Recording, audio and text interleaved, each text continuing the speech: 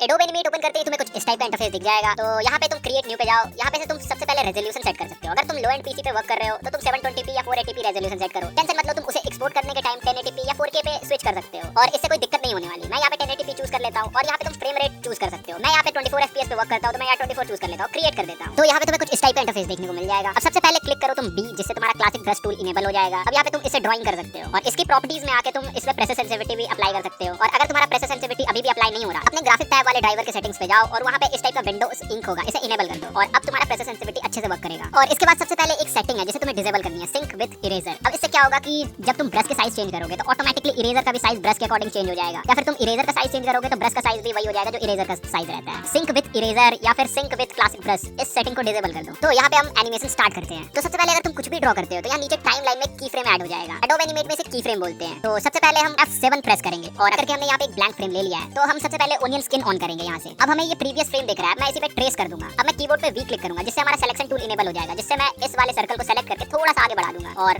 फिर से F7 click करूंगा और टाइमलाइन पे एक और नया ब्लैंक की फ्रेम ऐड होगा। और मैं ऐसे करते करते एक बॉल एनिमेशन क्रिएट कर लूंगा। तो अगर तुमने बहुत सारे फ्रेम्स बनाए हैं तो तुम ओनियन स्किन की रेंज चेंज कर सकते हो कि कहां तक तुम्हें ओनियन स्किन देखना है। और ओनियन स्किन के सेटिंग पे राइट क्लिक करके एडवांस ऑप्शन पे जाके तुम और भी ज्यादा ओनियन स्किन के सेटिंग को छेड़छाड़ कर सकते हो। तो अब हमारा एनिमेशन बन चुका है। तुम इंटर क्लिक करके या फिर इस प्ले बटन को क्लिक करके तुम प्ले करके चेक आउट कर सकते हो। और अगर तुम्हें लूप में प्ले करना है तो लूप ऑप्शन को इनेबल करो। लेकिन ये क्या, लूप में तो थोड़ा ही प्ले हो रहा है। तो यहाँ पे तुम्हें सबसे पहले लूप की रेंज सेट करनी होगी कुछ इस टाइप से। लाइक ये तुम्हें ब्लू एरोज दिख रहे होंगे तो इससे तुम लूप की रेंज सेट कर सकते हो कुछ इस टाइप से। और अब प्ले करोगे तो ये फुल लूप में प्ले होगा। और तुम यहाँ पे कंट्रोल इंटर क्लिक करके SFW मोड में प्ले कर सकते हो। ये एक फाइनल प्रीव्यू मोड है। यहाँ पे ऊपर में तुम पैनल पे डबल क्लिक करो ताकि तुम इसे फुल स्क्रीन में प्ले होता हुआ देख पाओ। अब एडोब एनिमेट में क्या होता है कि यहाँ पे दो टाइप के कलर्स होते हैं, एक फिल कलर एंड एक स्ट्रोक कलर। तो अगर तुम कोई सा भी शेप लेते हो, लाइक जो नॉर्मल क्लासिक ब्रश है या फिर ये फ्लूइड ब्रश, ये दोनों फिल कलर पे वर्क करते हैं। और बाकी जो रह गया स्ट्रोक ब्रश, ये तुम्हारा स्ट्रोक कलर पे वर्क करता है। लाइक तुम कोई शेप लेते हो, अपने कीबोर्ड पे R क्लिक करके रेक्टेंगल शेप लेते हो। अगर तुम सिर्फ होल्ड करके ड्रैग करोगे तो ये एक स्क्वायर ड्रॉ होगा, वरना ये रेक्टेंगल ड्रॉ होगा। और उसी टाइप से तुम O क्लिक करके ओवल टूल ले सकते हो। अगर तुम शिफ्ट होल्ड करोगे तो ये सर्कल में ड्रॉ होगा और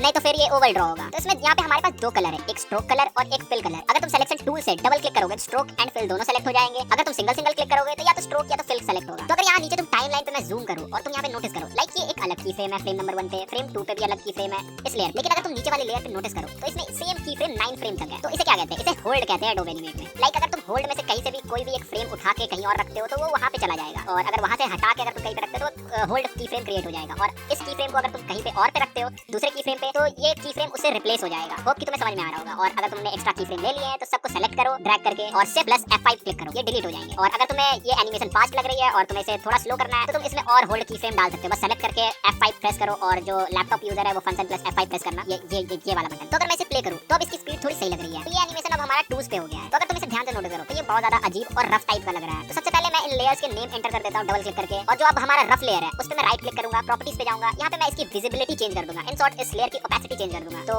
लाइक तुम कितना भी कर सकते हो, मैं 50% रख के ओके कर देता हूं। और अब यहाँ पे मैं क्लिक करके इस लेयर को लॉक कर दूंगा और इसके ऊपर एक और लेयर लूंगा। अब देखो यहाँ पे तुम control plus and control minus click करके स्टेज को जूम इन जूम आउट कर सकते हो। और यहाँ पे माइक्रोफाइन ग्लास लेके तुम्हें बस उस जगह पे ड्रैग करना है तो ये जूम इन हो जाएगा और आइट होल्ड करके ड्रैग करोगे तो जूम आउट हो जाएगा। बाकी कीबोर्ड शॉर्टकट यूज करो, ज्यादा इजी रहेगा। तो मैं यहाँ पे लाइन आर्ट क्रिएट कर लेता हूँ और इस लेयर का नेम मैं चेंज कर देता हूँ। अब देखो यहाँ पे बार-बार ड्रॉ करने की जगह मैं हर एक फ्रेम पे जाके जहाँ की फ्रेम्स मैंने डाल रखे हैं रखने, वहाँ पे मैं जाके बस थोड़े बहुत चेंजेस कर दूंगा। और अगर तुम थोड़े बहुत चेंजेस करोगे होल्ड की फ्रेम में तो वहाँ पे एक न्यू की फ्रेम क्रिएट हो जाएगा, लाइक कुछ इस टाइप से। तो अब मैं रफ लेयर को हाइड करके प्ले करके चेक आउट कर लेता हूँ। अब यहाँ पे सबसे पहले मैं इसे कलर कर दूंगा। तो यहाँ पे तुम कोई सा भी कलर यूज कर सकते हो और यहाँ पे इस कलर पिक के ऑप्शन पे आके तुम कोई सा भी और भी ज्यादा कस्टम कलर पिक कर सकते हो। यहाँ पे मैं रेड कलर फिल कर लेता हूँ। और पेंट बकेट टूल की एक और चीज है, लाइक जब हम क्लोज ड्राइंग बनाते हैं जिसके सारे एंड क्लोज होते हैं तो वो आराम से फिल हो जाता है। लेकिन जब ड्राइंग में ओपन एंड रह जाए तो यहाँ पे पेंट बकेट टूल फिल नहीं करता। तो इसको फिक्स करने के लिए दो ऑप्शन है, या तो तुम मैनुअली गैप को क्लोज करो और फिर फिल करो, या तो तुम एडोब एनिमेट का गैप फीचर यूज कर सकते हो। अब यहाँ पे तुम कॉमा एंड फुल स्टॉप की प्रेस करके बैकवर्ड एंड फॉरवर्ड जा सकते हो। अब यहाँ पे मैं जल्दी कलर फिल कर लेता हूँ। प्ले करने के बाद चीजें तो काफी अच्छी लग रही है, लेकिन अगर तुम कंट्रोल इंटर प्ले करते हो SWF फॉर्मेट में तो यहाँ पे तुम्हें रफ लेयर भी देखने मिल जाती है। एडोब एनिमेट में सिंपली होता क्या है, अगर तुम किसी लेयर को हाइड करते हो तो फाइनल रेंडरिंग में हाइड नहीं रहता है। इसके लिए तुम्हें उस लेयर पे राइट क्लिक करके उस लेयर को गाइड लेयर में कन्वर्ट करना पड़ेगा। अगर तुम अब SWF फॉर्मेट में चेकआउट करो तो गाइड लेयर तुम्हें शो नहीं होगा। अगर तुम अपने स्टेज के अपर राइट हैंड साइड में देखो तो यहाँ पे एक ड्रॉप डाउन मेन्यू मिल जाएगा। इससे तुम स्टेज का स्केलिंग सेट कर सकते हो, लाइक तुम फिट टू विंडोज कर सकते हो। इससे क्या होगा कि अगर तुम कोई भी विंडोज रिसाइज करोगे तो तुम्हारा स्टेज उसके प्रोपोर्शन अकॉर्डिंगली रिसाइज होगा। और अगर तुम शो ऑल फ्रेम्स करते हो तो इससे स्टेज और पैनल्स के रेशियो पे कोई फर्क नहीं पड़ने वाला। अब यहाँ पे लेयर्स में तुम यहाँ पे से लेयर्स को हाइड कर कर सकते हो और यहाँ पे क्लिक करके तुम लेयर्स के स्ट्रोक व्यू को देख सकते हो। इस एनिमेशन से हमारा मन अभी तक नहीं भरा, तो इसके लिए मैं इसके ऊपर एक और लेयर लूंगा और यहाँ पे एक स्माइली फेस बनाऊंगा। तो मैं क्या करूंगा, यहाँ पे इस ड्राइंग को सिलेक्ट करके F8 प्रेस करूंगा। इससे क्या होगा कि हम इस पूरी ड्राइंग को एक सिंबल में कन्वर्ट कर सकते हैं। और हाँ, हमेशा याद रखना तुम ग्राफिक सिंबल यूज करो। यहाँ पे मैं इसका नेम फेस दे देता हूँ और ओके प्रेस कर देता हूँ। अब ये एक सिंबल बन गया। अगर मैं अब इस पे डबल क्लिक करूंगा तो मैं इस सिंबल के अंदर आ जाऊंगा और इस सिंबल के अंदर है वो ड्राइंग जो हमने ड्रॉ करा था। कंफ्यूज होने की जरूरत नहीं है, मैं तुम्हें बताता हूँ इसको कैसे यूज करना है। तो अगर मैं इस फेस सिंबल के अंदर आ गया और लेट्स सपोज मैंने यहाँ पे F5 दो बार प्रेस किया, तो यहाँ पे दो होल्ड फ्रेम क्रिएट हो गया। मैंने सबको सेलेक्ट करके F6 प्रेस किया, जिससे कि होल्ड की फ्रेम दो न्यू की फ्रेम में कन्वर्ट हो गया। अब यहाँ पे जो हमारा फर्स्ट वाला की फ्रेम है उस पे मैं आके माउथ को इरेज करके सैड माउथ बनाऊंगा और जो हमारा दूसरा की फ्रेम है वहाँ पे मैं आंखें बंद और माउथ को एकदम नॉर्मल इमोशन दूंगा। और बस इतना हो जाने के बाद अब मैं बैकग्राउंड पे डबल क्लिक करूंगा तो मैं इस सिंबल से बाहर आ जाऊंगा। और यहाँ पे अब हो क्या रहा है, लाइक तुम अपने प्ले हेड को अगर हबर करो फ्रेम्स में तो यहाँ पे ये ऑटोमेटिकली प्ले हो जाने लग जा रहा है जो अंदर में फ्रेम है। लाइक जैसे हमारी एक एनिमेशन प्ले होती है। तो यहाँ पे प्रॉपर्टीज में ऑब्जेक्ट पे जाओ, यहाँ पे तुम्हें कुछ लूपिंग के ऑप्शन देखने मिल जाएंगे। यहाँ पे हमारा लूप ऑप्शन पे है, यहाँ पे तुम बस एक बार प्ले करके छोड़ सकते हो और इस ऑप्शन से तुम बस उस एक फ्रेम को स्टिल कर सकते हो, उससे तुम रिवर्स प्ले कर सकते हो और इस ऑप्शन से तुम रिवर्स लूप प्ले कर सकते हो। तो नहीं समझ में आया, यहाँ पे मैं तुम्हें और अच्छे समझाता हूँ। पहले विंडोज पे जाओ, फ्रेम पिकर को इनेबल कर दो। अब यहाँ पे तुम्हें फ्रेम पिक करने का ऑप्शन आ गया होगा और जो तुमने फ्रेम सिंबल के अंदर बनाए होंगे यहाँ पे तुम्हें फ्रेम पिकर में अलग अलग थंबनेल साइज में दिख जा रहे होंगे। लाइक जितने भी फ्रेम तुमने ड्रॉ करे होंगे, तो ये जो फ्रेम्स है ये अलग अलग एक्सप्रेशंस है। तो मैं जिस भी फ्रेम पे क्लिक करूंगा वो उस एक्सप्रेशन को शो करेगा। और अभी यहाँ पे प्रॉब्लम क्या हो रही है कि ये हमारा एक एक फ्रेम प्ले करके दिखा रहा है। तो इसके लिए तुम वही प्रॉपर्टीज ऑब्जेक्ट में जाओ और यहाँ मिडिल ऑप्शन को सेट कर दो, जिससे तुम्हारा फ्रेम एक स्टिल हो जाएगा। तो अब हमें करना क्या है, तो लाइक मैं सबसे लास्ट वाले की फ्रेम पे आऊंगा। जैसा हमारा एनिमेशन में एक रूल होता है पहले की पोजेस, यहाँ पे आने के बाद मैं बॉल पे अच्छे से फेस को सेट करके स्माइली एक्सप्रेशन दे दूंगा। और अब मैं क्या करूंगा, मैं दूसरे की फ्रेम पे जाऊंगा और यहाँ पे क्यू क्लिक करूंगा। क्यू से तुम ट्रांसफॉर्म टूल इनेबल कर सकते हो, जहाँ से भी तो शिफ्ट होल्ड करके तुम जहाँ पे एंकर पॉइंट होगा तुम वहाँ से ट्रांसफॉर्म कर सकते हो। अभी मैं इसे रोटेट करूंगा, तो मैं हर एक की फ्रेम्स में जाके अलग अलग की फ्रेम्स में जाके इसे रोटेट करूंगा और एक इल्यूजन क्रिएट करूंगा। अगर मैं यहाँ पे प्ले करके देखूं तो काफी अच्छी एनिमेशन बन चुकी है हमारी। लेकिन अगर तुम यहाँ पे नोटिस करो तो ये मुझे कुछ ज्यादा ही छोटा लग रहा है। तो इसके लिए तुम अगर फ्रेम्स को सेलेक्ट करके क्यू होल्ड करके ट्रांसफॉर्म टूल यूज करते हो तो ये इसके प्रोपोर्शन हर एक फ्रेम में तुम्हें सेट करने में बहुत ज्यादा मुश्किल होगी। तो यहाँ पे आता है हमारा एक ऑप्शन, तुम इसे एडिट मल्टीपल फ्रेम ऑप्शन और यहाँ पे इसे इनेबल करने के बाद इसकी रेंज सेट कर लो लाइक ओनियन स्किन। अब यहाँ पे क्या होगा, तुम्हारे सारे फ्रेम एक साथ दिखने लग जाएंगे। अब सबको एक साथ सेलेक्ट करो और ट्रांसफॉर्म कर दो।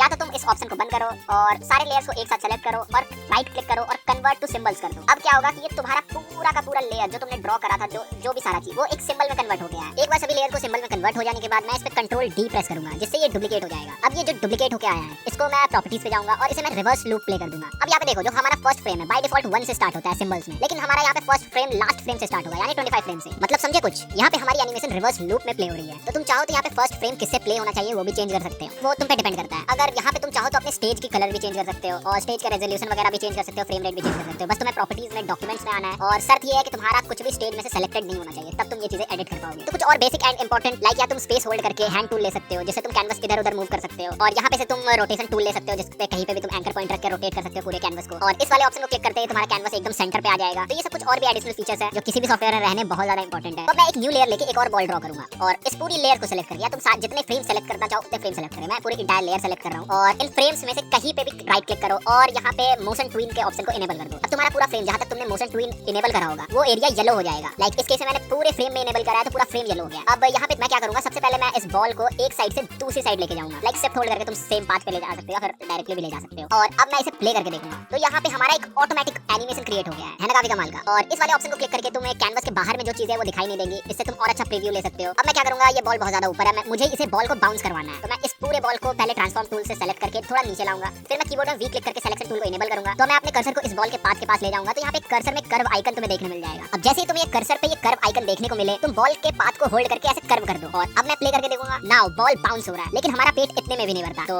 मैं इसमें क्या करूंगा, मैं इसके सिंबल्स के अंदर जाऊंगा। अब देखो यहाँ पे तुम्हें बस एक ही फ्रेम देखने मिल जाएगा क्योंकि इसके सिंबल में एक ही फ्रेम है। तो अब मैं यहाँ पे 25 FPS पे क्लिक करके F5 क्लिक करूंगा, जिससे ये 25 FPS तक होल्ड हो जाएगा क्योंकि हमारी मेन एनिमेशन 25 FPS तक की है। अब मैं इसके ऊपर एक और न्यू लेयर लूंगा और वहाँ पे मैं एक फेस बनाऊंगा, लाइक ऐसा फेस जैसे कि ये बॉल बाउंस हो रहा है और वो नीचे वाले दोनों बॉल्स को देख रहा है कि वो क्या कर रहे हैं और हैरान हो रहा है। तो फेस ड्रॉ हो जाने के बाद मैं फेस पे भी मोशन ट्विन अप्लाई करूंगा और फेस को मैं इस टाइप से यहाँ पे रखूंगा और एकदम लास्ट फ्रेम में जाने के बाद मैं फेस को यहाँ पे रख दूंगा। अब मैं यहाँ पे जैसे बाहर निकलूंगा तो तुम्हें ये एनिमेशन दिखेगा नहीं। तो इसके लिए तुम क्या करो, तुम ऑब्जेक्ट्स पे जाओ, तुम प्रॉपर्टीज पे जाओ, फ्रेम्स पे जाओ और यहाँ पे जो तुम्हारा फेस का सिंबल है उसको मूवी क्लिप से जगह ग्राफिक सिंबल कन्वर्ट करो, तभी ये तुम्हें फेस की एनिमेशन दिखाई देगी। और अगर अब तुम प्ले करोगे तो ये तुम्हारी फेस की एनिमेशन के साथ प्ले होगा। तो ये थी तुम्हारी एनिमेशन। तो देखो हमारा पेट इतने में भी नहीं भरता, तो इसके लिए हम क्या करेंगे, पहले तो ये एनिमेशन बहुत ज्यादा फास्ट है, मैं इसे थोड़ा स्लो करूंगा। तो जैसे ही हमारा एनिमेशन 25 फ्रेम तक है, तो मैं इसे 50 फ्रेम तक यानी 2 सेकंड तक एक्सटेंड कर दूंगा। अब ये हमारा एनिमेशन, अब यहाँ पे तुम मोशन ट्विन पे नोटिस करोगे, तो यहाँ पे मोशन ट्विन बीच में रह गया और आगे प्ले नहीं हुआ। तो इसके लिए तुम बस उसे होल्ड करके उस फ्रेम को लास्ट तक ले आओ और जहाँ भी रखना है तुम्हें वहां रख दो। तो इस बॉल के सिंबल के अंदर जाके भी तुम्हें इस फ्रेम्स को डबल करना है, वरना ये एक लूप में प्ले होने लग जाएगा। अब सही है, कुछ और भी कर सकते हैं इस पे। तो फर्स्ट फ्रेम पे जाके मैं इसे थोड़ा छोटा कर लूंगा और मिड में जाके मैं इसे थोड़ा सा बड़ा कर लूंगा और लास्ट में जाके मैं इसे थोड़ा सा छोटा कर लूंगा। अब देखो यहाँ पे साथ साथ एक ट्रांसफॉर्म एनिमेशन भी हो रही है, जो काफी सही लग रहा है देखने में। तो फाइनल प्ले में भी काफी अच्छा दिख रहा है और जस्ट मैं इसे एक्सपोर्ट कर लूंगा। तो एक्सपोर्ट करने के लिए तुम फाइल्स पे जाओ, यहाँ पे एक्सपोर्ट पे जाओ, लेकिन एक सेकंड, यहाँ पे तुम एक अलग से शॉर्टकट देख पा रहे हो, लाइक ये शिफ्ट ई। तो ये मैंने कैसे सेट किया